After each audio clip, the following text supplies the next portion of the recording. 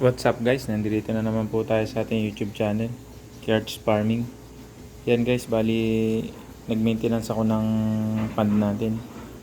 So hindi ko na na-videohan kasi ako lang mag-isa eh, wala akong tripod. Wala rin ako paglagyan ng cellphone. So nilinisan ko lang yung medyo madumi na yung ating filtration system. Ayan oh. Yan. Tsaka tinignan ko rin kung marami pang buhay na F1 natin dito. So far marami pa naman, kaya halos may namatay, mga 3 lang ata. Hindi siya talaga kailangan talaga na maintain natin. Tsaka tong ating pump medyo uminto na siya eh. Kailangan natin ilinisin. Yan o. Pati ito, dinirin ko din ng konti, binawasan ko. Medyo talagang kailangan natin gawin to guys para ma-maintain natin yung kalinisan ng pond natin. So ito, ang ginawa ko, sinalin ko yung iba dito, kaya nag-green kagad. Dapat yan malinaw. Okay, rekta lang sana. Kaya lang siyempre hindi ko masabi, wala pang to eh, itong ating sinasali na tubig na to. Kaya hinati ko na lang, then dinirin ko yung iba, tsaka ako yung nagre-refill. Ayan, medyo makalat lang dito guys. Papakita ko sa inyo guys yung janitor fish na inuli ko. Inuli ko yung janitor fish kasi i-out natin sa isa nating kahabi para makita nyo kung gaano kalaki. Napakalaki nung aking janitor fish na yun.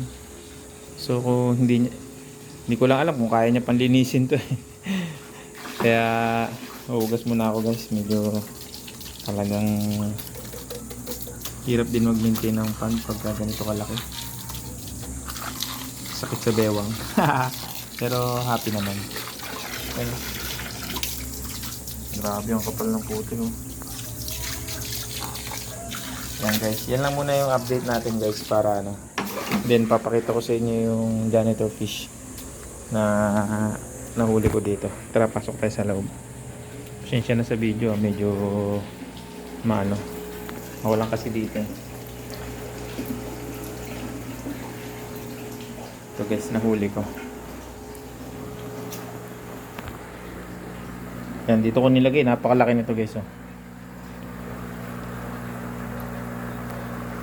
Ayan oh.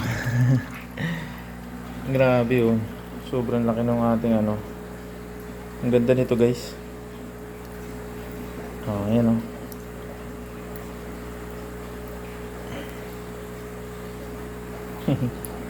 I-out natin. Ayan oh, parang siya, albino. Ewan ko kung anong to.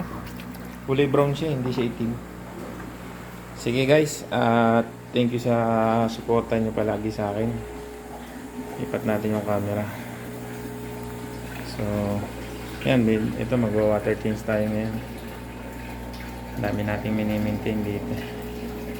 Maraming salamat sa suporta nyo guys. Thank you and God bless.